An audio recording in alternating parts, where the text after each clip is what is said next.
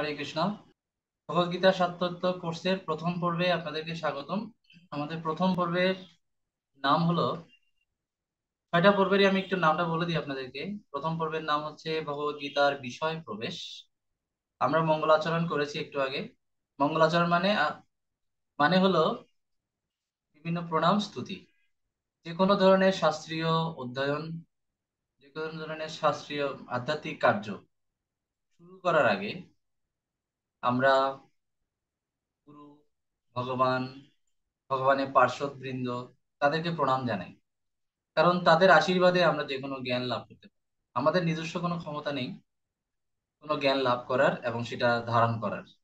তো তাদের আশীর্বাদ নিয়ে আমরা যে কোনো ধরনের কার্য শুরু করি, আধ্যাত্মিক কার্য, যাতে করে সেটা আমাদের জন্য মঙ্গলজনক হয় এবং আমাদের যাতে সেখানে সুমতি থাকে, এই জন্য মঙ্গলাচরণ। তো মঙ্গলাচরণ আমরা করে ফেলেছি, এটা আপনারা মুখস্থ করে ফেলবেন অবশ্যই প্রতিদিন।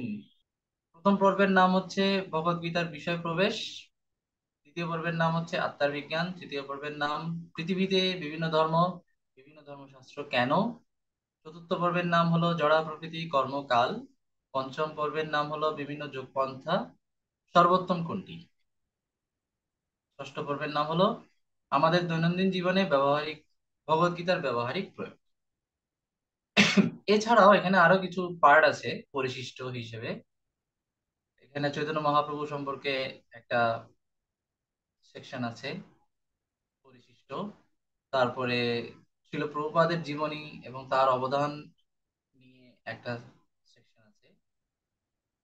তারপরে চৈতন্য মহাপ্রভু তিনি যে স্বয়ং ভগবান, সেরকম কিছু শাস্ত্রীয় প্রমাণ আদি আছে। তো যদি এগুলো এগুলো বইয়ের ভেতর আছে, কিন্তু কোর্সের মধ্যে আমরা এগুলো ইনক্লুড করি না। এগুলো স্টুডেন্টরা আরো বিস্তারিত ভাবে জানার জন্য নিজ দায়িত্বে পড়বে, আর একটু জানবে, মহাপ্রভু সম্পর্কে জানবে, এজন্য বইয়ের ভেতরে আছে।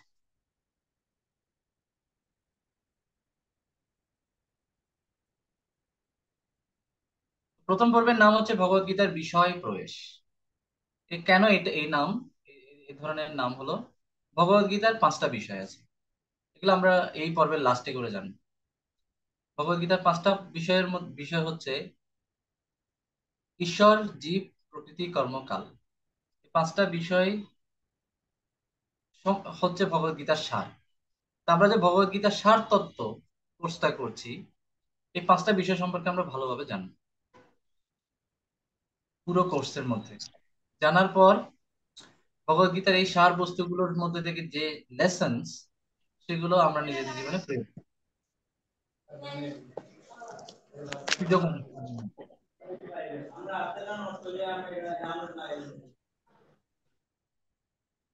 আমি আগেই বলেছিলাম, নিজ দায়িত্বে সবাই একটু মিউট হয়ে থাকবেন। আমাকে যেন মিউট করতে হলে একটু ডিস্টার্ব হয়ে যাবে। ভগবদ্গীতার বিষয় প্রবেশ বলা হচ্ছে কেন, পরবর্তী পর্বগুলোতে ভগবদ্গীতার যে 5টা বিষয় সেগুলো আলোচনা হবে। তো সেই বিষয়গুলোতে প্রবেশ করার আগে আমাদেরকে নিজেদেরকে আগে তৈরি হতে হবে। কারণ আমাদের সবার হয়তো একই রকম মাইন্ডসেট না। যেভাবে আমরা কিভাবে আহ আধ্যাত্মিক জ্ঞান লাভ করতে হয়, শিষ্যের কি রকম যোগ্যতা থাকা দরকার, বা গুরুর কি রকম যোগ্যতা থাকা দরকার, শিষ্যের কি ধরনের মাইন্ডসেট থাকা দরকার, কি ধরনের মেন্টালিটি নিয়ে আহ, এই ধরনের জ্ঞান সংগ্রহ বা জ্ঞান আস্বাদনের দিকে আগাতে হয়, কি ধরনের মেন্টালিটি রাখা দরকার, এই যে কোয়ালিফিকেশন গুলো, মেন্টালিটি তৈরি করা, এই বিষয়গুলো আমরা এই পর্বে দেখব।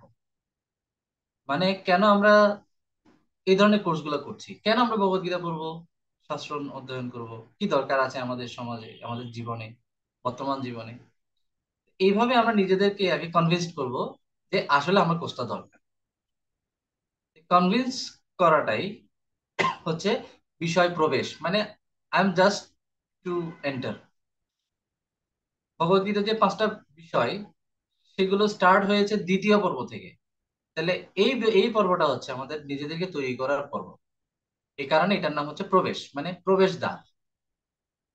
তো প্রথমে আমরা একটু দেখি, এট ফার্স্ট আমরা একটু বিবেচনা করি মানুষ আর পশুর মধ্যে পার্থক্যটা কোথায়। এটা হচ্ছে এই পর্বের প্রথম টপিক, যে আমার আর মানুষের পশুর মধ্যে, একটা পশুর মধ্যে পার্থক্যটা কোথায়। একটা পশুর, আপনারা কি বলেন, আহ, মানুষ আর পশুর মধ্যে পার্থক্যটা কি হতে পারে? এবার আমি আপনাদেরকে জিজ্ঞেস করছি, আপনারা এক একজন বলুন, কেন মানুষ শ্রেষ্ঠ হবে বা পশু শ্রেষ্ঠ হবে না? আপনারাই বলুন তো, কেন শ্রেষ্ঠ হবে? অ্যাকচুয়াল পার্থক্যটা কোথায়? এক একজন বলুন তো।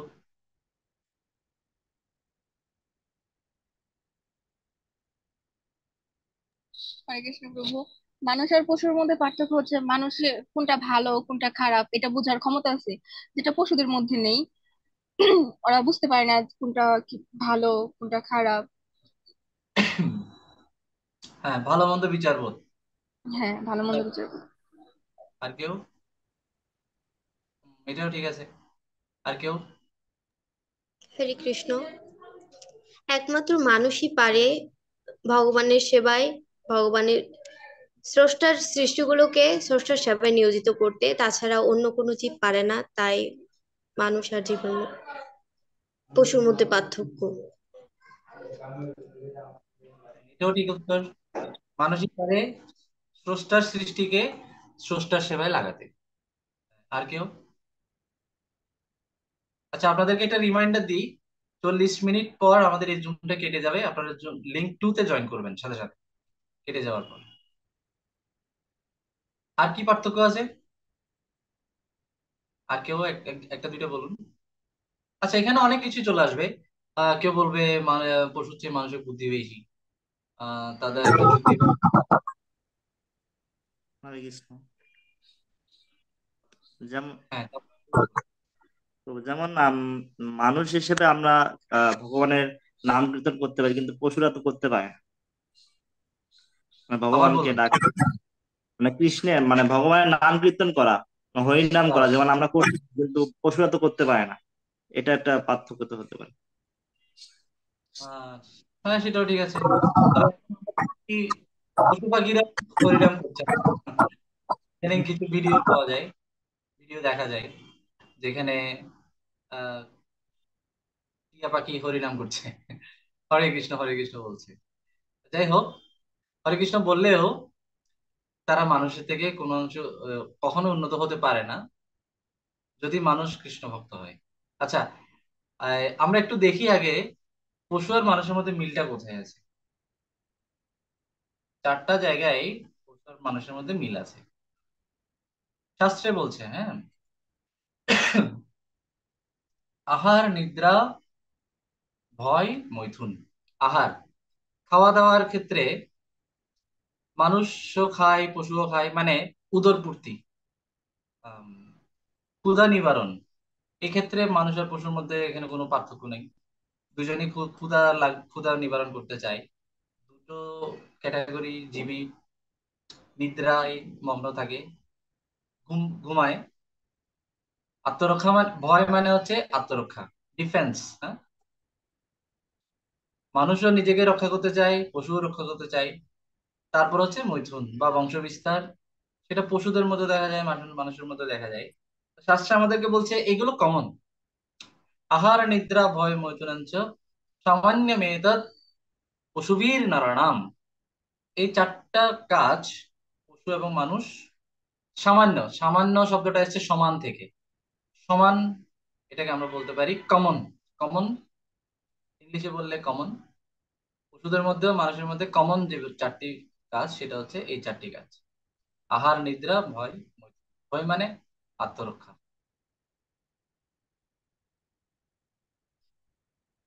কিন্তু ধরনটা একটু ভিন্ন।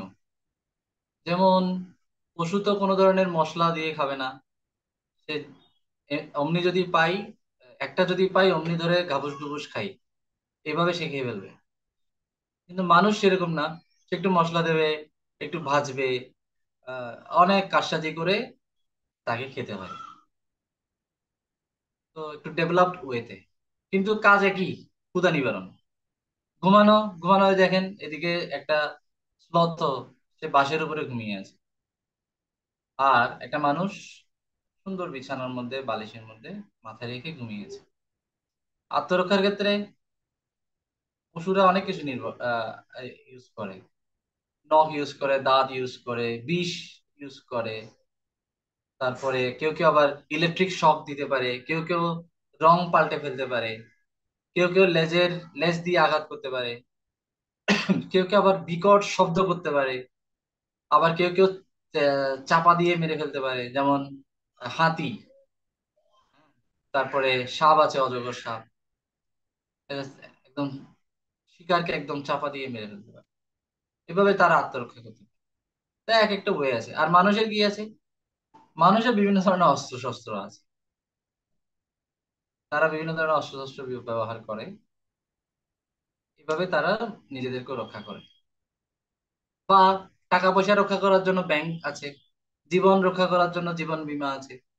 যদিও জীবন বীমা জীবনকে রক্ষা করার জন্য না, এটা আসলে মরণের পরেই আপনাকে কাজে দেয়। তো যদিও নাম হচ্ছে জীবন বীমা, এটা আসলে বলতে হবে মরণ বীমা, মানে আপনি মরার পরে এটা পাবেন, জীবন বাঁচাতে পারবেন না।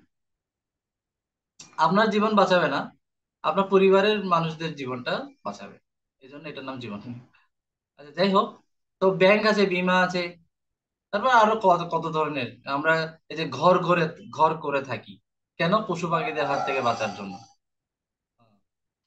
গাছপালা লাগাই যাতে ঝড় ঝঞ্ঝা না আমাদেরকে অ্যাটাক করতে না। এভাবে বিভিন্ন ধরনের আমরা আত্মরক্ষা করার কৌশল অবলম্বন করি। এরপর আছে বংশ বিস্তার। পশুরাও আবার মানুষও একই, পশুরা যেখানে সেখানে মৈথুন করবে, এবং তাদের বংশ বিস্তারের কোনো হিসাব নাই, কে কোথায় যাবে না যাবে। কিন্তু মানুষ সভ্য, যদিও এখন মানুষ আস্তে আস্তে পশুদের মতো হয়ে যাচ্ছে, অসভ্য হয়ে যাচ্ছে, সেটা আলাদা কথা। যেভাবেই হোক, এই চারটা কাজ, পশুদের চারটা কাজ মানুষেরা করছে উন্নত ভাবে। তাহলে পশুদের চারটা কাজ যখন মানুষ করবে উন্নত ভাবে, তাহলে পশুদের কাজটা যখন আমি উন্নত ভাবে করছি, তাহলে আমি হচ্ছে একজন উন্নত পশু। এখন বলতে পারেন আমাদের যে বিজ্ঞান, এত যে প্রযুক্তি, আমরা মহাকাশে যাচ্ছি, আমরা রকেট বানাচ্ছি, এক একজন আমরা বিভিন্ন কিছু নিয়ে গবেষণা করছি, আসলে একটু চিন্তা করে দেখুন, আমরা আসলে এই চারটি কাজকে ভালো করে করার জন্যই করছি। আমরা এসি উদ্ভাবন করে, এয়ার কন্ডিশন উদ্ভাবন করলাম কেন? ভালোভাবে ঘুমানোর জন্য। আমরা রিমোট ইউজ করছি কেন? যাতে আমি একটু আরাম করতে পারি। তা আরাম মানে কি? আরাম মানে নিদ্রা, যে কোনো ধরনের কমফোর্ট, এটা হচ্ছে নিদ্রা। আমি ভালো ভালো মডেলের, হাইফাই মডেলের গাড়ি বানালাম, কোম্পানি বানালাম, হ্যাঁ, মার্সিডিজ বেঞ্চ, তারপর টয়োটা, এরকম ইয়ামাহা, সুন্দর গাড়ি, কমফোর্ট পাওয়ার জন্য। কমফোর্ট মানে হচ্ছে, এখানে শাস্ত্রে বলা হচ্ছে কমফোর্ট মানে হচ্ছে নিদ্রা, যে কোনো ধরনের কমফোর্ট। তো বড় বড় অস্ত্র শস্ত্র, আমি পারমাণবিক গবেষণা করছি, পারমাণবিক বোমা বানাচ্ছি কেন? আত্মরক্ষা। ঘুরে ফিরে কিন্তু এই জায়গায় আমি ঘুরপাক খাচ্ছি। তো বিভিন্ন ধরনের আমি খাবার উদ্ভাবন করলাম, হ্যাঁ, আকাশে যত কিছু উড়ে সব খাবো, পানিতে যা কিছু আছে সব খাবো, তারপরে স্থলে যা কিছু আছে সব খাবো। তো মানে কি? এটা হচ্ছে আমার আহারকে আমি নিবারণ করছি, ক্ষুধা নিবারণ করছি। তো ডেভেলপড ওয়েতে আমরা পশুদের কাজগুলাই করছি, তো উই আর ডেভেলপড এনিমালস। তাই এই জন্য কি মানুষের দেহটা দেওয়া হয়েছে? না, মানুষের দেহটা একটা বিশেষ কাজ আছে। তো প্রথম লাইন কি বলেছিলাম? আহার নিদ্রা ভয়মৈথুনঞ্চ সামান্যমেতৎ পশুভির নরাণাম। দ্বিতীয় লাইন কি? ধর্মো হি তেষাম অধিকো বিশেষ ধর্মেণ হীনা পশুভি সমানা। দ্বিতীয় লাইনটাতে পশু আর মানুষের মধ্যে পার্থক্য দেখানো হয়েছে। ধর্ম হি তেষাম অধিক বিশেষ, যদিও চারটা বিষয় মিল আছে, কিন্তু একটা অধিক আছে, অধিক একটা বিষয় আছে, সেটা বিশেষ, special, special and extra. Extra একটা বিষয় আছে মানুষের কাজ হিসেবে, এবং সেটা স্পেশাল, অধিক বিশেষ। ধর্মেণ হীনা পশুবি সমানা, তো ধর্ম হি তেষাম অধিক বিশেষ। তো এক্সট্রা এবং স্পেশাল বিষয়টা কি? ধর্ম। এই ধর্মটা যদি না থাকে তাহলে মানুষ হচ্ছে পশুর সমান। ধর্মেণ হীনা পশুবি সমানা। তাহলে human life minus religion equals to animal life. মানব জীবন থেকে যদি আমরা ধর্মটাকে বাদ দিয়ে দিই তাহলে কি দাঁড়ায়? পশু জীবন হয়ে দাঁড়ায়। একই আহার হবে, নিদ্রা হবে, আত্মরক্ষা হবে, মৈথুন হবে, এর বেশি কিছু হবে না। জীবন শেষে কি হবে? আমরা আবার পশু দেহ লাভ করব, কারণ এই মনুষ্য দেহ দিয়ে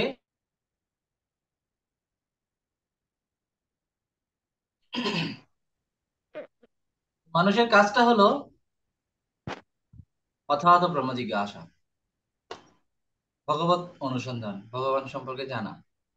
এই কাজটা যদি কেউ না করে, ভগবত ভক্তি তো পরের বিষয়, ভগবত ভক্তিটা আরো অনেক পরের বিষয়।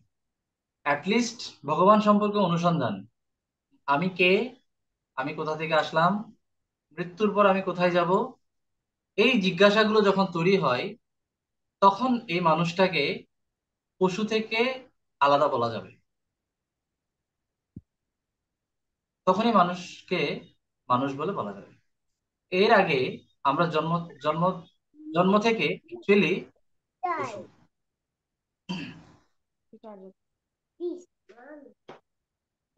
মিউট এই করেন। ধরনের জিজ্ঞাসা করবে, আমি কে, ভগবান কে, আমি তো দুঃখ চাই চাই না, তাহলে কেন পাচ্ছি এই দুঃখ, মৃত্যুর পর আমার গতি কোথায় হবে, আমরা কেউ জন্ম চাই, মৃত্যু চাচ্ছি না, কেউ দুঃখ ব্যাধি চাচ্ছি না, কিন্তু না চাই তো এগুলো আসছে কেন? এই ধরনের কেন, কে, এই প্রশ্নগুলো যখন একটা ব্যক্তির ভিতরে জাগে তখন তাকে বলা হয় মানুষ। এর আগে সে মানুষ না, সে অ্যাকচুয়ালি পশু। যত উন্নত বুদ্ধি থাক, যত উন্নত উদ্ভাবন থাক, বিজ্ঞান থাক, প্রযুক্তি থাক, তারপরেও পশুর স্তরে রয়ে গেছে, বলতে পারি ডেভেলপড পশু, ডেভেলপড এনিমালস। তো আপনাদের বইয়ে এই শ্লোকটা আছে, যে শ্লোকটা আমি আপনাদেরকে আগে বইয়ে প্রথম পাতা, প্রথম পৃষ্ঠাতেই পাবেন। এই আহার নিদ্রা ভয়ে মৈথুনঞ্চ সামান্য মেতদ পশুভীর নরণাম ধর্ম হি তেষাম অধিক বিশেষ ধর্মেণ হীনা পশুভি সমানা। এই শ্লোকটা আপনারা শিখে ফেলবেন। এটার অনুবাদও আছে নিচে পরের পৃষ্ঠায়। তাহলে আমরা বুঝলাম মানুষ আর পশুর মধ্যে পার্থক্য হচ্ছে একটা জায়গায়, সে যখন ব্রহ্ম অনুসন্ধান বা ভগবত অনুসন্ধান শুরু করে তখনই তার মধ্যে আর পশুর মধ্যে পার্থক্য হয়। এবং এই অনুসন্ধান আপনি তিন ভাবে করতে পারেন, তিনটি পন্থায়। একটা হচ্ছে আপনি ডিরেক্টলি ভগবান সম্পর্কে গবেষণা করতে পারেন ল্যাবরেটরিতে। জ্ঞান তিন ভাবে লাভ করা যায়। একটা হচ্ছে ডিরেক্টলি আপনার এই ইন্দ্রিয় দিয়ে, চোখ কান দিয়ে। আরেকটা হচ্ছে অনুমান, একটু আইডিয়া করে, জল্পনা কল্পনা করে। আরেকটা হচ্ছে কোনো একটা অথেন্টিক সোর্স থেকে, প্রামাণিক কর্তৃপক্ষের কাছ থেকে শুনে। এই প্রামাণিক কর্তৃপক্ষ হচ্ছে শাস্ত্র। প্রত্যক্ষ প্রমাণ সাধারণত বিজ্ঞানীরা যে যে বিষয়গুলো জানে সেটা হচ্ছে তাদের প্রত্যক্ষ প্রমাণ, মানে ইন্দ্রিয় দিয়ে জানে। ইন্দ্রিয় আমাদের আছে পাঁচটা জ্ঞানেন্দ্রিয়, পাঁচটা জ্ঞানেন্দ্রিয়, চক্ষু কর্ণ নাসিকা জিহ্বা ত্বক। এগুলো দিয়ে তারা যা পাবে তাই সঠিক বলে বিশ্বাস করবে, তাকেই বিশ্বাস করবে। আর যা দেখতে পাবে না, যা ধরতে পারবে না, ছুতে পারবে না, আহ তার অস্তিত্ব নেই। বিজ্ঞানের মতে যে কোনো কিছুর অস্তিত্বশীল যে কোনো কিছুর হয় আমি ধরতে পারবো, নাহলে দেখতে পারবো, না হলে স্পর্শ করতে পারবো, কিছু একটা তো করতে পারবো। আর এই পাঁচটা দিয়ে কিছুই যখন হবে না, পাঁচটা ইন্দ্রিয়ের কোনোটাই দিয়ে যখন সেটাকে ধরা যাবে না, তার মানে ওই জিনিসটা নাই। এই কারণে তারা বলে সিইং ইজ বিলিভিং। যা দেখি তাই বিশ্বাস করি, আর যা দেখি না তা বিশ্বাস করি না। কিন্তু এমন অনেক কিছু আছে যেগুলো আমরা আহ দেখি না কিন্তু বিশ্বাস করতে হয়। যেমন আমি যদি বলি মানুষের বুদ্ধি আছে, কিন্তু বুদ্ধি তো দেখা যায় না, কিন্তু আমরা বলি এই মানুষটার বুদ্ধি আছে, এই মানুষটার বুদ্ধি নেই। তাহলে কিভাবে বলি? জিনিসটা আমি দেখি না, বাট আমি উপলব্ধি করতে পারি। তো সবসময় সিইং ইজ বিলিভিং হবে তা কিন্তু না। যা যা আমরা আনসিন আছে তাও আমরা অনেক সময় বিলিভ করে থাকি। আবার অনেক সময় দেখি, বিশ্বাসও করি, কিন্তু সেটা ভুল হয়। যেমন মরিচিকা, মরিচিকা দেখে আমি মনে করতে পারি এখানে জল আছে, কিন্তু সেটা আসলে ভুল, জল নেই। এটা আমার ভ্রম ছিল। তো অনেক সময় দেখলেও বিশ্বাস করা যায় না, আবার অনেক সময় না দেখলেও বিশ্বাস করতে হয়। তো সিইং ইজ বিলিভিং এটা সবসময় কথাটা ঠিক থাকবে না। তো চারটা কারণে প্রত্যক্ষ প্রমাণ ভরসা করা যায় না। প্রত্যক্ষ মানে আমাদের ইন্দ্রিয়গুলোকে ভরসা করা যায় না চারটি কারণে। চারটি কারণ, এগুলো আপনারা মনে রাখবেন, এই চারটি কারণ। একজন পড়ুন তো, এগুলো আপনারা এখনই মুখস্থ করে ফেলুন। এই চারটি কারণ, যে আমি কার্সরটা ইন্দ্রিয় যেখানে রাখি, একজন পড়ুন। এই চারটা কারণ একটু ইন্দ্রিয় লাউড। ত্রুটিপূর্ণ ইন্দ্রিয়জাত সীমাবদ্ধতা, করোনা পাটব এবং মোহগ্রস্ত হবার প্রবণতা বা প্রমাদ, ভুল করার প্রবণতা বা ভ্রম, প্রতারণা করার প্রবণতা বা লিস্যা। চাপ। নিচেরটা পড়বো, নিচেরটা ওই যে 1 নম্বর পয়েন্টের যেটা না না না, থাক, ওগুলো আমি ওই বলছি আপনাদের। পড়তে গেলে সময় অনেক চলে যাবে, আমি আহ, ডিসকাস। এই চারটি কি? এই চারটি হচ্ছে, এই চারটি কারণে প্রত্যক্ষ প্রমাণকে আমরা ভরসা করতে পারি না। চারটি দোষ, চারটি, ফোর ডিফেক্টস। আমরা জানি জ্ঞান লাভের তিনটি পন্থা: প্রত্যক্ষ, অনুমান, শব্দ। প্রত্যক্ষ পন্থায় আমরা পূর্ণাঙ্গ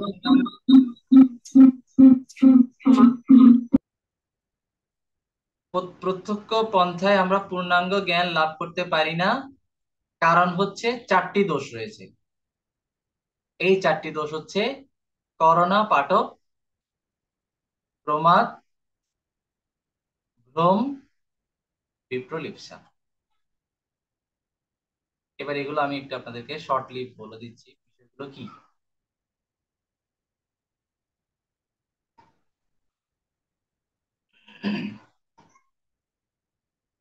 তাহলে ফোর ডিফেক্টস কি কি? ভ্রম, প্রমাদ, বিপ্রলিপ্সা, করণা পাটক। হ্যাঁ?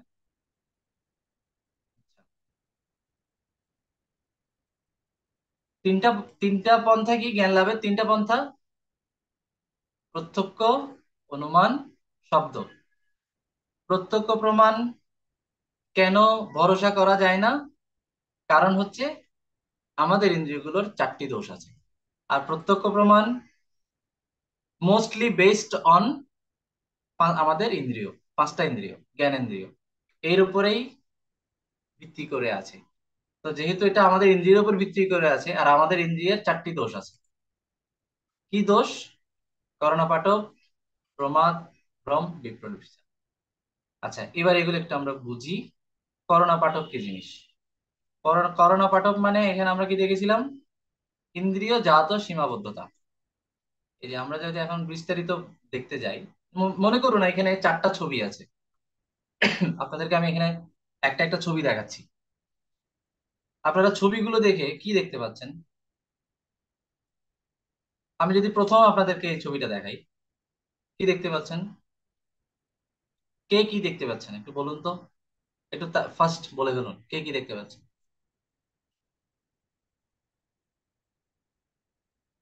আহ, ফার্স্ট রেসপন্স করবেন, হ্যাঁ, আমার যদি ডাকাডাকি করতে হয় সময় চলে যায়। এতে দেখতে প্রভু কিছুটা কলসের মতন, না না, বা ফুলদানির মতন। ফুলদানি বা একটা পেয়ালা বা একটা কাপ, হুম, কলস। হ্যাঁ। আচ্ছা, আর কে কি দেখতে পাচ্ছেন? দাবার হরে বোতল কৃষ্ণ। মতো। প্রভু, প্রভু এটা দেখতে একটি ফুলদানির মতো, এবং দুপাশ থেকে দুটি মানুষের ফেস বোঝা যাচ্ছে ওই রকম। হ্যাঁ, দুই রকম দেখা যাচ্ছে না? কেউ একজন হয়তো প্রথমে দেখবে একটা ফুলদানি, আবার আরেকবার দেখলে সে দেখবে দুটো মানুষ, দুটো ফেস, ফেস টু ফেস তাকিয়ে আছে, না মুখোমুখি হয়ে আছে। তো দেখুন, এই আমাদের আমাদের যে চোখ, সেটা কখনো দেখাচ্ছে ফুলদানি, কখনো দেখাচ্ছে ফেস টু ফেস দুটো মানুষ। নিচের ছবিটাতে যদি আসি, মাঝখানে আপনারা কি দেখতে পাচ্ছেন?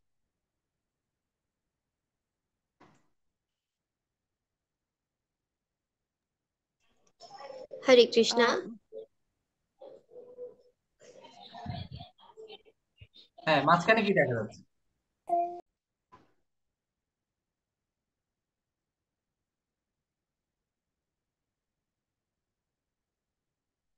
হরে কৃষ্ণ।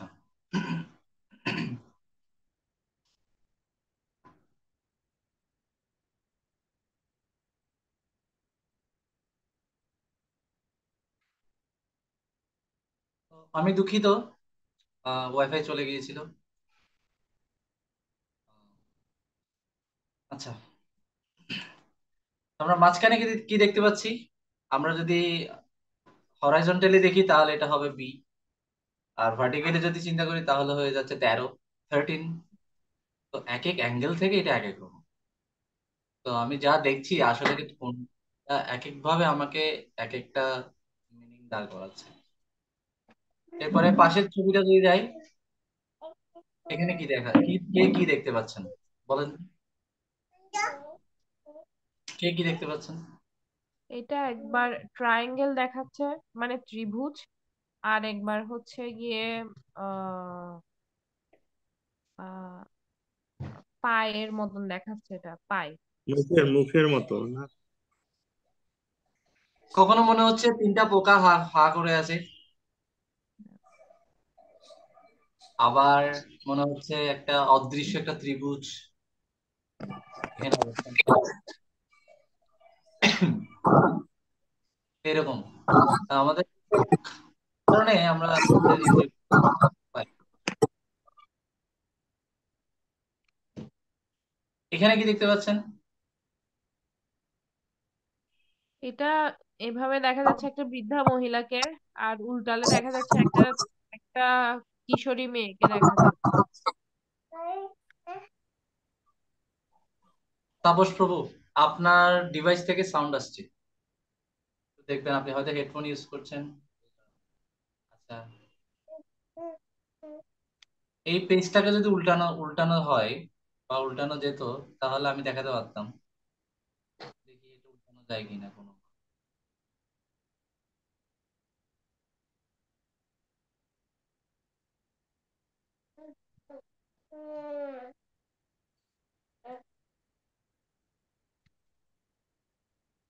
আমি বইটাকে উল্টিয়ে দিলাম, ঠিক আছে। এখন দেখুন তো কি দেখতে পাচ্ছেন? দেখি। ক্রনিক দেখা। একটা তরুণী, না? একটু আগে কিন্তু সে এরকম ছিল না, একটা বৃদ্ধা ছিল। আর যেই উল্টিয়ে দিলাম, এটা এখন তরুণী হয়ে গেল। আবার প্রভু রানী। রানী, জি ইয়াং প্রভু। মেয়ে, রানী।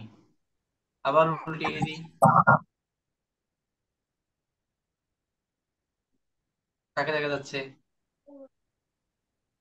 যেমন হৃদয় ময়লা আর রানীর মতো লাগে। এরাই মোবাইলটাকে একটু উল্টিয়ে দেখ, মোবাইলটাকে একটু রোটেট করে দেখতে পারেন, দেখবেন কখনো বুড়ি দেখা যাচ্ছে, কখনো তরুণী দেখা যাচ্ছে। তো এগুলোর বলার উদ্দেশ্য হচ্ছে যে আমাদের ইন্দ্রিয়গুলো সবসময় একই কথা বলে না, এক এক সময় এক এক কথা বলে। কারণে প্রত্যেকটা প্রমাণ ভরসা করা যায় না চারটি কারণে। তার মধ্যে একটা একটা কারণ হচ্ছে করোনা পাঠক। করোনা পাঠক মানে হচ্ছে ইন্দ্রিয়ের সীমাবদ্ধতা। আমাদের চোখ একটা নির্দিষ্ট রেঞ্জ পর্যন্ত দেখে, এরপর আর দেখে না। তারপরে কান 20 থেকে 20,000 হার্জের মধ্যে শোনে, এরপরে এর উপরে বা নিচে শোনে না। তো এর উপর তো আসলে ভরসা করা যায় না। 2 নাম্বার ডিফেক্ট হচ্ছে প্রমাদ। এক এক সময় এক এক ইনফরমেশন দেয়। মানে আপনি যদি লেবু খাওয়ার পরে কমলা খান, কমলাটা মিষ্টি লাগবে। চিনি খাওয়ার পরে কমলা খেলে কমলাটাকে টক লাগবে।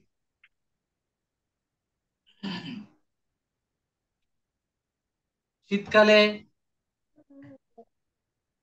পানিকে খুব ঠান্ডা লাগে, তারপরে গরমকালে পানিকে খুব আরাম লাগে, না? আপনার গরমকালে যখন আমি আপনাকে ঠান্ডা পানি দিয়ে স্নান করার জন্য ঠান্ডা পানি দেবো, আপনার খুব ভালো লাগবে। কিন্তু এসে একই ঠান্ডা পানি আপনাকে যদি আমি শীতকালে যদি আপনার গায়ের উপর যদি ছুঁড়ে মারি, আপনার সাথে আমার সাথে ঝগড়া লেগে যাবে। তো এরকমই মানে বিষয়টা হচ্ছে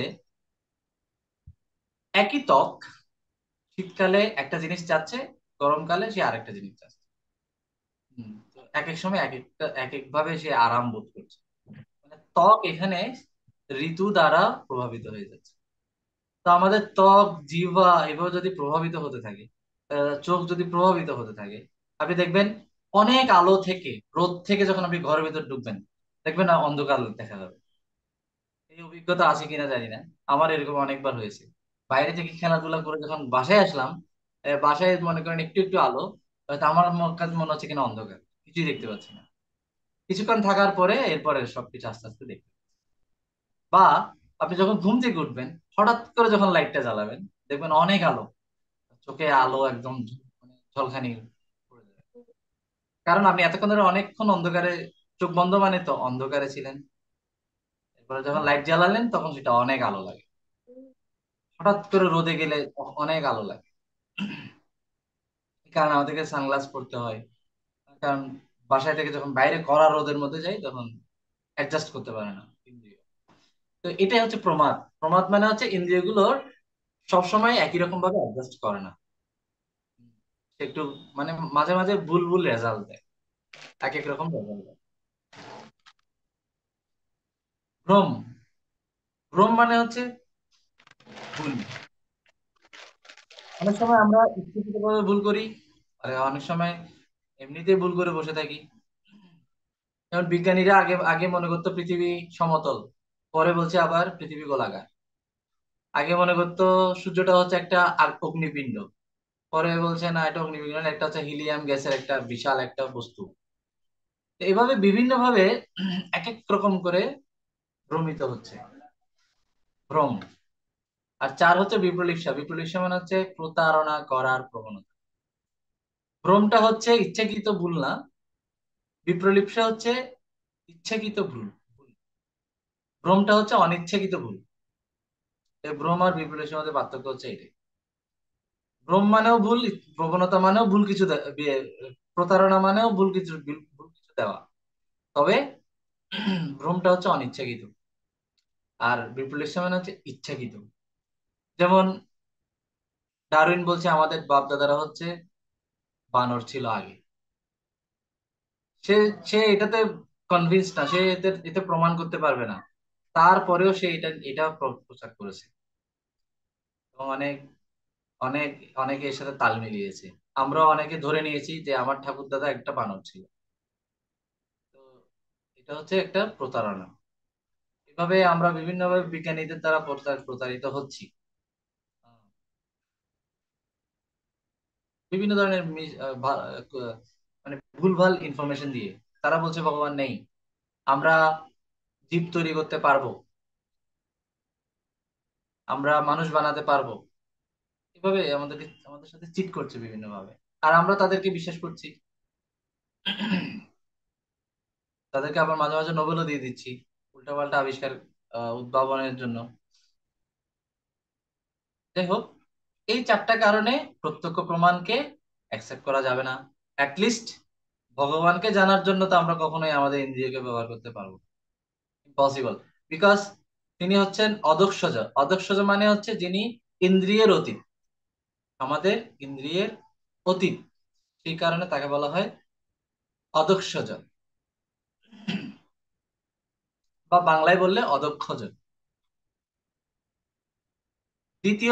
দ্বিতীয় ওয়েটা হচ্ছে অনুমান। আমরা যা কিছু আমাদের ইন্দ্রিয়ের সীমানার ভেতরে তা তো গবেষণা করি, আর যা ইন্দ্রিয় সীমানার বাইরে তা নিয়ে আমরা অনুমান করি, একটা এস্টিমেট করে বসে থাকি। এভাবে অনুমান করেও সম্ভব না। অনুমানটা হচ্ছে মনের কাজ, প্রত্যক্ষ প্রমাণগুলো হচ্ছে ইন্দ্রিয়ের কাজ, বডি। আর অনুমানটা হচ্ছে মাইন্ড, মনের কাজ। মন দিয়েও ভগবানকে জানা যাবে না, ইন্দ্রিয় দিয়েও ভগবানকে জানা যাবে না, মন দিয়েও ভগবানকে জানা যাবে না। মানে অনুমান করে কখনো ভগবানকে জানা যায় না। তাহলে কিভাবে জানা যাবে? শাস্ত্র, এটাকে বলা হচ্ছে শব্দ প্রমাণ। শাস্ত্র থেকে ভগবানের মুখনিসৃত বাণী হচ্ছে ভগবদ গীতা। আমরা কিন্তু ভগবদ গীতার বিষয়ে প্রবেশ করতে চাচ্ছি। তো এখানে আমরা জানলাম আমরা মানুষ কেন হব। মানুষ জ্ঞান অর্জনের জন্য মানুষ। আর এই জ্ঞান অর্জনের জন্য তিনটা উপায়ের মধ্যে বেস্ট হচ্ছে শব্দ প্রমাণ। আর শব্দ প্রমাণ এসছে ভগবান থেকে, বৈদিক শাস্ত্র। বৈদিক শাস্ত্রে হচ্ছে সেই শব্দ প্রমাণ। বৈদিক শাস্ত্রের মধ্যে আছে 100 কোটি সংস্কৃত শ্লোক, যেটা যেগুলো লিখে গেছেন কে? ব্যাসদেব। কলিযুগের মানুষের স্মৃতিশক্তি কম, তাই লিখে গেছেন তিনি। আগে লিখতে হতো না, শুনে শুনে মানুষ মনে রাখতে পারত। এ কারণে তারা ছিল শ্রুতিধর। আর আমরা শ্রুতিধর না, আমরা অন্তত পুস্তক ধর হলেও হতে পারি কিনা দেখি। বেদ কিভাবে এসছে? বেদ ভগবান থেকে এসছে।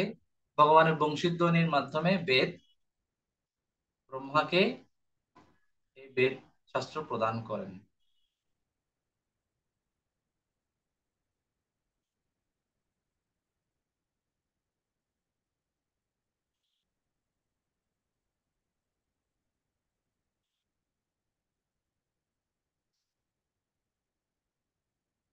যেহেতু বেদটা কোনো আহ, জাগতিক কোনো মানুষের কাছ থেকে আসেনি, তাই বেদকে বলা হয় অপৌরুষেয়। কোনো পুরুষের কাছ থেকে, মানে সাধারণ নর্মাল মানুষের কাছ থেকে আসেনি, স্বয়ং ভগবান থেকে এসেছে, তাই একে বলা হয় অপৌরুষেয়।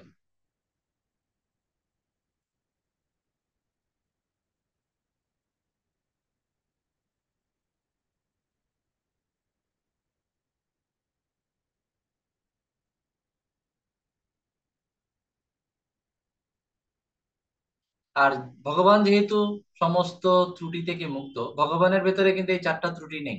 এই চারটা আছে বদ্ধজীব আমাদের মধ্যে।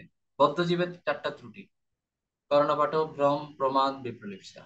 কিন্তু ভগবান তিনি এগুলো থেকে মুক্ত, তাই তার থেকে যে জ্ঞান আসবে সেটাও পারফেক্ট জ্ঞান, অ্যাবসলিউট নলেজ। আর আমরা যা থিওরি আবিষ্কার করি, যা গবেষণা করি, যা বিজ্ঞান বলে চালিয়ে দিচ্ছি, সেগুলো হচ্ছে রিলেটিভ নলেজ, আপেক্ষিক জ্ঞান। আর ভগবান থেকে যা আসে সেগুলো হচ্ছে অ্যাবসলিউট নলেজ, পরম জ্ঞান বা অ্যাবসলিউট ট্রুথ, পরম সত্য। কেন? কেন ভগবান থেকে যা আসে তা পরম সত্য? কারণ ভগবান এই ত্রুটিগুলো থেকে মুক্ত, পরমেশ্বর ভগবান।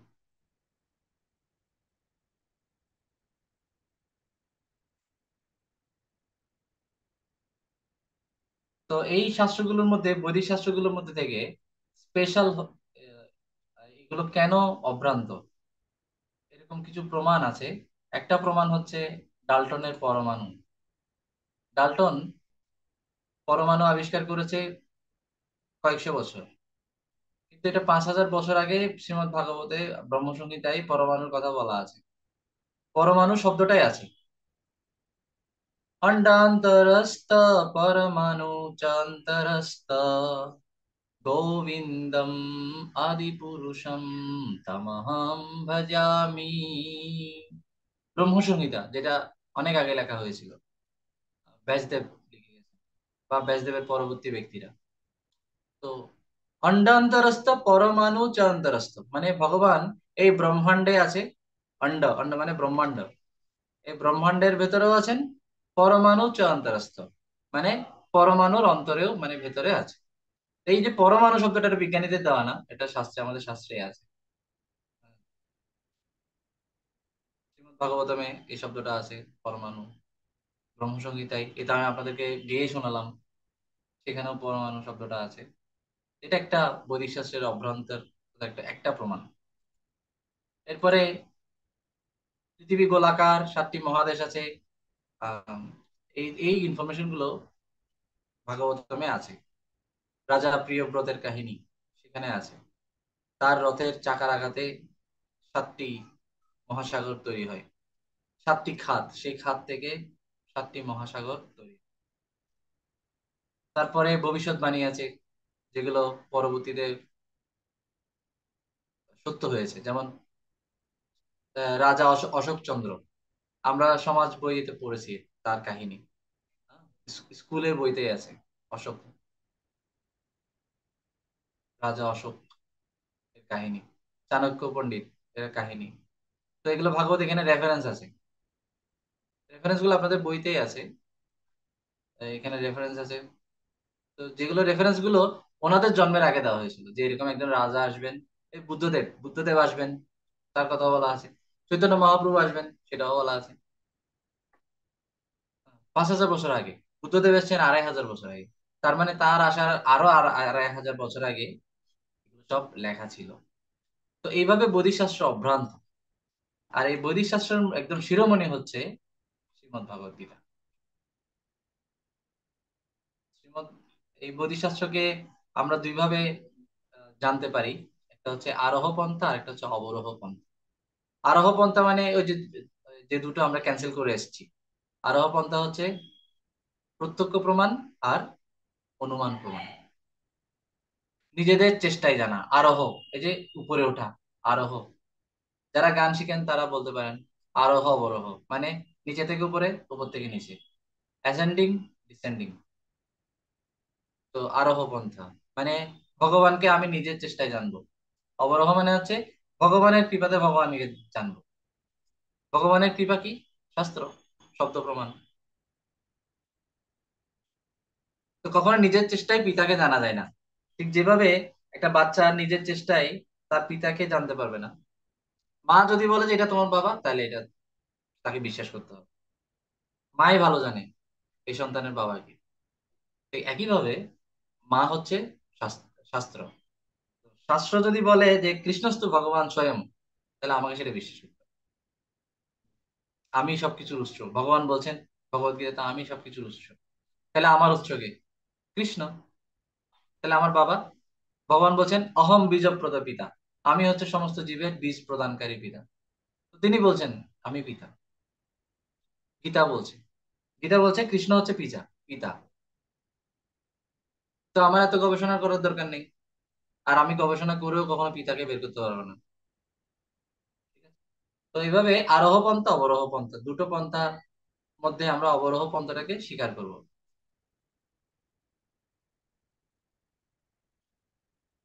তো আমি আগেই বলেছিলাম এই পর্বটার নাম হচ্ছে বিষয় প্রবেশ, মানে আমাদের মাইন্ডসেট তৈরি করার পর্ব। কিভাবে আমাদেরকে ভগবদ্গীতাকে স্বীকার করতে হবে বা গ্রহণ করতে হবে। হুম, ভগবানের কৃপার উপর নির্ভরশীল হয়ে।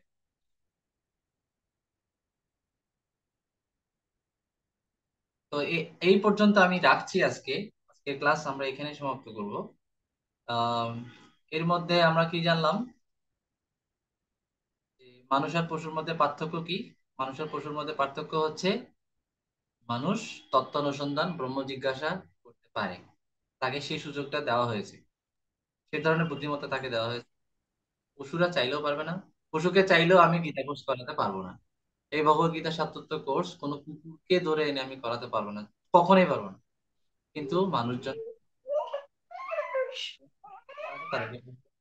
আর জ্ঞান লাভ করার, যেহেতু মানুষের উদ্দেশ্য হচ্ছে ভগবত জ্ঞান লাভ করা, আর এই জ্ঞান লাভ করার তিনটা ওয়ে আছে। তিনটা ওয়ের মধ্যে প্রত্যক্ষ প্রমাণের প্রত্যক্ষ প্রমাণটাকে আমরা গ্রহণ করতে পারবো না, কারণ তার চারটা দোষ আছে। আর অনুমান প্রমাণ, এটা সবসময় ঠিক হয় না। অনুমান করে কখনো সবকিছু জানা যায় না, এটা ভুলও হয়। শব্দ প্রমাণ হচ্ছে একদম অ্যাকিউরেট, এবং সেটা যেহেতু ভগবানের কাছ থেকে এসছে, আর ভগবান যেহেতু চারটা দোষ থেকে মুক্ত, সে কারণে শব্দ প্রমাণ অভ্রান্ত, বৈদিক জ্ঞান অভ্রান্ত। আর এই যে এটা যে অভ্রান্ত, সেরকম কিছু প্রমাণ আমরা দেখলাম, যেমন পরমাণু, পরমাণু তত্ত্ব। তারপর ভ্রূণবিদ্যা, ভ্রূণের ইনফরমেশন দেওয়া আছে ভাগবতমে, 9 মাসের বর্ণনা আছে ভাগবতমে। কোন মাসে কি কি গঠিত হয়, নখ কখন গঠিত হয়, এগুলো বর্ণনা আছে। তারপরে বিভিন্ন ধরনের রেফারেন্স আমরা দেখলাম, বিভিন্ন ব্যক্তিদের ভবিষ্যৎবাণী, তারা যা আসবেন এটা দেখলাম।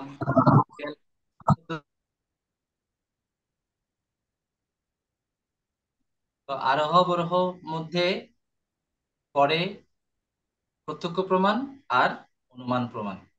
এটা আমরা গ্রহণ করব না, আমরা গ্রহণ করব অবরোহ পন্থা, মানে ভগবানের কৃপাতে ভগবানকে জানার চেষ্টা করব। এটা হচ্ছে শব্দ প্রমাণ।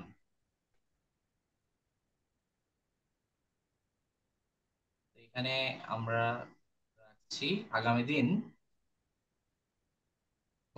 ভগবত গীতা কেন স্পেশাল, আমরা এতক্ষণ ধরে বেদ সম্পর্কে জেনে এসেছি।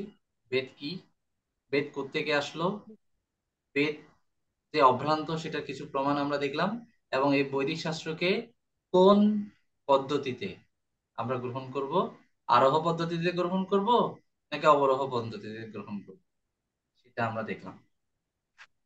বেদকে আমরা, বেদ হচ্ছে শব্দ প্রমাণ, এটাকে আমরা গুরু পরম্পরা ধারায় গ্রহণ করব, নিজেদের মতো করে বোঝার চেষ্টা করব না, গুরু পরম্পরা ধারায় কোন একটা যথাযথ সোর্স থেকে জানার চেষ্টা করব। আন্তর্জাতিক খ্রিস্ট ভবনামৃত সংঘ, এর প্রতিষ্ঠাতা হচ্ছেন শিল প্রভুপাদ। শিল প্রভুপাদ হচ্ছেন একজন যথাযথ সোর্স, তার কাছ থেকে আমরা তার গ্রন্থ জানার চেষ্টা করব। এই আজকের আলোচনার উপরে কারো কোনো প্রশ্ন থাকলে করতে পারেন। আর প্রশ্ন থাকাটাই হচ্ছে মানুষের লক্ষণ। তো আমি আশা করছি আপনাদের প্রশ্ন থাকবে, এই পর্বে না থাকলেও পরবর্তী পর্বে থাকবে আশা করছি। প্রশ্ন রাখবেন, যারা প্রশ্ন করে তাদেরকে আমার খুব ভালো লাগে, প্রশ্ন করবেন আপনারা।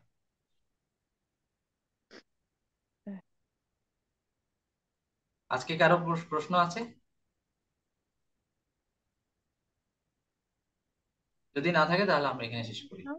হরে কৃষ্ণ। হ্যাঁ প্রভু, হরে কৃষ্ণ।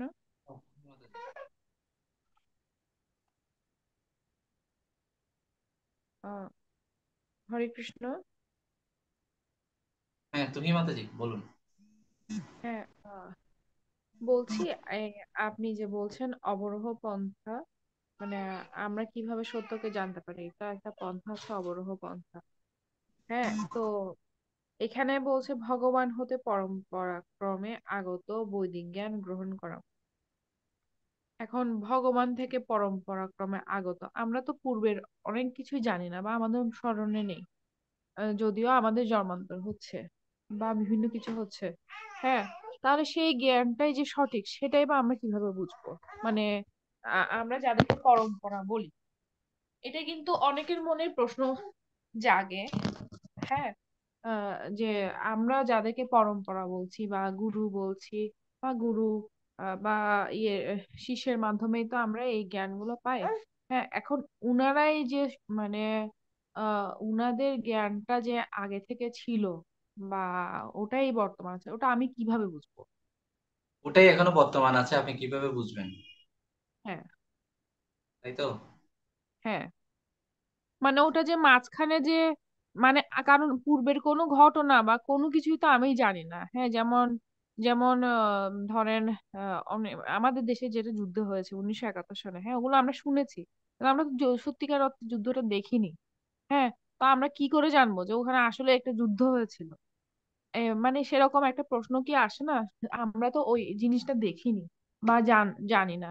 হ্যাঁ, তাহলে ওটাই যে সঠিক জ্ঞান, ওটাই যে ঠিকভাবে গুরু মাধ্যমে আমি পাচ্ছি, সেটা আমি কিভাবে বুঝবো?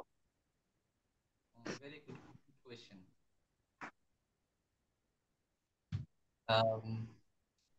জাগতিক জ্ঞানগুলো প্রমাণ করার কোনো ওয়ে নাই।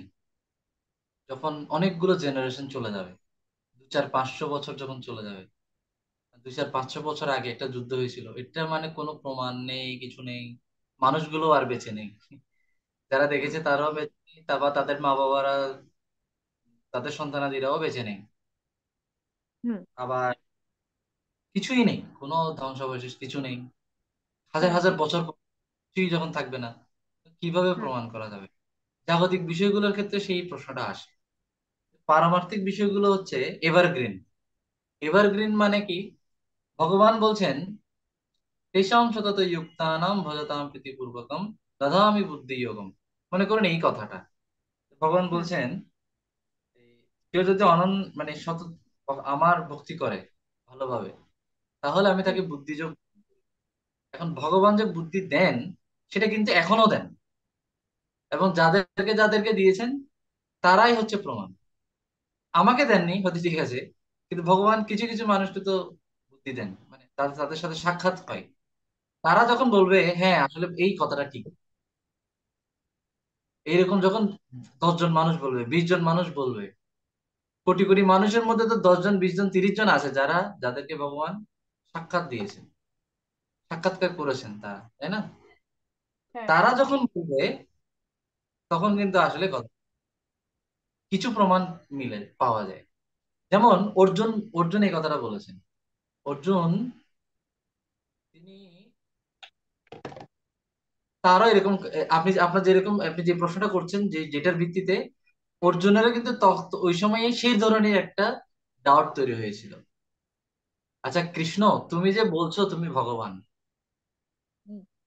আমি শাস্ত্র পেয়েছি, শাস্ত্রও পেয়েছি তুমি ভগবান, মানে তুমি ভগবান বা বিষ্ণু ভগবান, কি হয়, বিষ্ণুকে ভগবান আমি জেনেছি, কিন্তু আমার ডাউট লাগছে। আপনি যেভাবে ডাউট, আপনার যদিও ডাউট করছেন না, এটা একটা প্রশ্ন করছেন, উনি ডাউট করছেন, কাইন্ডলি আমাকে একটু বিশদ করেন। এই রূপের বর্ণনা কিন্তু তিনি অনেক আগে শুনেছেন, শাস্ত্রে অনেক আগে থেকেই ছিল, উনি তারপরও দেখতে চেয়েছেন। যখন দেখেছে হ্যাঁ ঠিক, এই যে যেই কথা, যেভাবে বর্ণনা বর্ণনা শাস্ত্রে অনেক আগে থেকেই লেখা, কোটি কোটি বছর আগে, একই বর্ণনা অনুসারেই আমি এখন দেখতে পাচ্ছি। অর্জুন এই কথাটাই বলছে, যে ঠিক তুমি যেভাবে বলছো, ব্যাসদেব, এই যে নারদ যেভাবে বলেছে, অসিত দেবল ব্যাস, ওনারা যেভাবে বলেছেন, তুমি আজকে সেভাবে বললে, এবং আমাকে সেভাবে, আমি এখন সেভাবেই দেখতে পাচ্ছি। তাই তোমার কথাকে আমি সত্য বলে মনে করি। কথাটা কি বুঝতে পারছেন? অর্জুন ডাউট হ্যাঁ। ফিল করেছিল, অর্জুন ভক্ত হওয়ার কারণে একটা পর্যায়ে এসে ভগবান তাকে দর্শন। তো কেউ যখন ভক্ত হয়, তখন সে এই শাস্ত্রগুলোকে জানতে পারে, শাস্ত্রগুলো যে প্রামাণিকতা বুঝতে পারে। কথাটা বুঝতে পারছেন? তো আপনি যখন সেই শাস্ত্রের প্রামাণিকতা বুঝতে পারবেন, আপনি তখন একটা প্রমাণ পাবেন। আচ্ছা। আপনি বলতে পারবেন হ্যাঁ এই কথাটা ঠিক, এই কথাগুলো ঠিক। গণহারে এই মুহূর্তে প্রমাণ করে দেখানো যাবে না, কারণ মানুষ তো অত শুদ্ধ না। ভগবত গীতা পড়া মাত্র সে বুঝে যাবে। ভগবত গীতাটা হচ্ছে, সে শুধু লার্নিং না, এটা হচ্ছে লিভিং। এটাকে লিভ করতে হয়, মানে প্রয়োগ করতে হয় জীবনে। ভগবত গীতাটাকে জীবনে প্রয়োগ করে এটা আদর্শে, তখন সে এই শাস্ত্রের প্রামাণিকতা বুঝতে পারবে, সে নিজে প্রমাণ পাবে। এই কারণে এটাকে বলা হয় জ্ঞান ও বিজ্ঞান। জ্ঞান মানে হচ্ছে আপনি থিওরিটিক্যালি জানলেন, বিজ্ঞান মানে হচ্ছে প্র্যাকটিক্যালি লিভিং, আপনি নিজের জীবনে অ্যাপ্লাই করলেন, তখন সেটাকে বলা হয় জ্ঞান ও বিজ্ঞান সহিতম। এই জ্ঞানকে প্রত্যক্ষ করা যায়। এটা আমরা এই পর্বেরই দ্বিতীয় পার্টে আছে, ভগবত গীতা উপলব্ধির কিছু সূত্র। হ্যাঁ, কিভাবে উপলব্ধি করা উচিত, ভগবত গীতা বাস্তব না প্রতীকী, এই পাঠগুলোতে যখন আলোচনা করবো না তখন এখানে আছে ভগবত গীতা হচ্ছে একটি বিজ্ঞান। এই ভগবত গীতা একটি বিজ্ঞান। এই বিজ্ঞান অংশে বলা হচ্ছে প্রত্যেকটা অবলম্বন ধর্মম, এই লেখাটা দেখতে পাচ্ছেন আপনি? হ্যাঁ, দেখছি। হ্যাঁ, হ্যাঁ। প্রত্যেকটা অবগমন, আপনি এটা প্রত্যক্ষ করতে পারবেন, এটা পরীক্ষাযোগ্য। এখানে লেখা আছে ভগবত গীতায় প্রদত্ত জ্ঞান পরীক্ষাযোগ্য, আপনি এটা জাস্টিফাই করতে পারবেন। বাট আচ্ছা। Takes time, it will take time. ঠিক আছে, আচ্ছা। আপনাকে, তো যারা প্রত্যক্ষ করেছেন তাদেরকে জাস্ট ফলো করলে এইটাকে বলা হয় গুরু পরম্পরা। গুরু পরম্পরা মানে আর কিছুই না, ওনারা ওটা প্রত্যক্ষ করেছেন, প্রত্যক্ষ করে আমাদেরকে বলছেন। না, প্রভু, এই কনফিউশনটা কেন তৈরি হয়? মানে অনেক সময় দেখি, যেহেতু আমি তো এখানে বাইরে থাকি, তো অনেক সময় ইউটিউবে আমি বৃন্দাবন দেখছি বা এখানে ওখানে বিভিন্ন জায়গায় দেখছি। হ্যাঁ, তো ওখানে অনেকে বলে, এমনিতে একটা এক্সাম্পল দিচ্ছি আমি। অনেকে যেমন বলে, ধরেন পঞ্চমানব যুদ্ধ শেষে এখানে মন্দির নির্মাণ করেছেন। অনেকে বলে পঞ্চমানব যুদ্ধ শেষে ওখানে মন্দির নির্মাণ করেছেন। অনেকে বলে এটা করেছেন, অনেকে বলে ওটা করেছেন, অনেকে বলে, মানে ওখানে অনেক আহ মানে অনেক মন্দির, অনেক জায়গা, অনেক মানে আছে, অ্যাকচুয়াল জিনিসটা কি? আমি আমি তো আমি তো জানতে চাচ্ছি অ্যাকচুয়াল জিনিসটা কি। মানে সেটা আমি কেমন করে জানবো, কিভাবে বুঝবো? ওখানে এত ধরনের কথা, এত নিয়ম, এত রীতি, এত নীতি, এত কিছুর মাঝখানে আমি সত্যি কোনটা সেটা কিভাবে বুঝতে পারবো? সেই জন্যই আপনি আমার সবার, কনফিউশনটা তৈরি হচ্ছে। এই জন্য আপনি সবার সাথে ঘুরতে যাবেন না। এরকম একটা বিষয় হচ্ছে, এই কিছুদিন আগে আমরা রাজশাহীতে গিয়ে হুম। ওখানে নরসিংদীর কিছু জায়গা, কিছু জায়গা বলতে কিছু স্পট, হুম। এখানে নরসিংহ দাস জন্মগ্রহণ করেছিলেন, এখানে ভজন করেছিলেন, এখানে তিনি একটা আম গাছ রোপণ করেছিলেন, বিভিন্ন স্পট আছে। তা আমাদের হুম। যিনি গাইড, উনি আমাদেরকে 2-3টা জায়গায় নিয়ে যাননি। তো আমরা বলছি প্রভু এই জায়গাগুলোতে যে আমাদেরকে নিয়ে যাননি। উনি বলছেন যে এই জায়গাগুলো যে আসলে অথেন্টিক, এটার কোনো শাস্ত্র প্রমাণ আমরা শাস্ত্রে পাইনি, লোকশ্রুতিতে আছে, বাট আমরা শাস্ত্রে পাইনি, তাই আমরা এটাকে অথেন্টিক ধরে নিই না। যতক্ষণ পর্যন্ত মানে শাস্ত্রে বা আমাদের কোনো আচার্যদের কাছ থেকেও শুনিনি এই এই জায়গাটা সম্পর্কে। এই কারণে আমরা ওটা ভ্রমণ, যারা টুরিস্ট আসে ওই জায়গাটাতে দেখাই না। তারা চাইলে দেখে আসতে পারে, বাট এটা আমরা অথেন্টিক না, সেজন্য এটা এটা নিয়ে কোনো কথা বলি না। বাট এটা ওখানে লোকশ্রুতিতে আছে। হ্যাঁ, তো আচ্ছা। যখন কোনো একটা ধামে যাব, কোনো একটা তীর্থস্থানে যাব, যাত্রার সাথে গেলে হবে না, আমাদেরকে একটা গাইড ধরতে হবে, হ্যাঁ, অথেন্টিক গাইড, যিনি হ্যাঁ। ঠিকভাবে যাচ্ছেন আর আমাদেরকে সেইভাবে পরিচয় করাতে পারবেন। তো ওনার ওনার কারণে আমরা বুঝতে পারলাম যে এটা অথেন্টিক, এটা অথেন্টিক না। তো এইভাবে যে দেখতে হবে বিষয়গুলো। এই জন্য এটাই বলছি গুরু পরম্পরা মানে হচ্ছে আমরা সব জায়গায় একটা গাইড দেবো।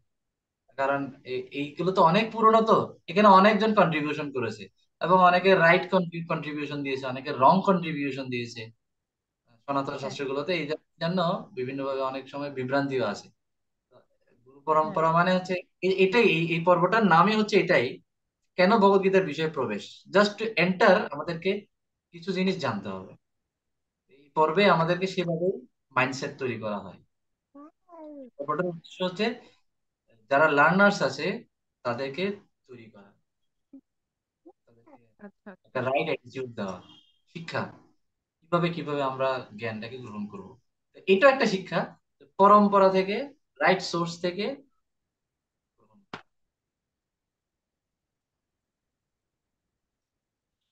আচ্ছা। ঠিক আছে, আপনার হ্যাঁ, প্রশ্ন, ধন্যবাদ। হ্যাঁ, ধন্যবাদ তো। আর কোনো হ্যাঁ, আমি প্রশ্ন আছে? বুঝছি। যদি প্রশ্ন না থাকে তাহলে আমরা এখানে সমাপ্ত করি। সবাইকে অনেক ধন্যবাদ। প্রভু এই ক্লাসগুলো কি দেওয়া হবে না এরপর? একবার দেখলে আমাদের ক্লিয়ার হতো, মানে বিষয়গুলো clear কি বলছেন প্রভু, আরেকবার একটু বলবেন? হতো। যে ক্লাসের রেকর্ডটা দেওয়া হলে তাহলে আমাদের যে পুরো ক্লাসটা আর একবার যদি আমরা দেখি তাহলে আমাদের বিষয়গুলো কনসেপ্ট গুলো ক্লিয়ার হবে। পুরো ক্লাসটাই রেকর্ড হয়েছে, এটা নিয়ে অনেক tension আমি বুঝতে পারছি, কোনো টেনশনের কিছু নেই। এটা রেকর্ড হচ্ছে। এই আমি এখন রেকর্ডিং বন্ধ করবো।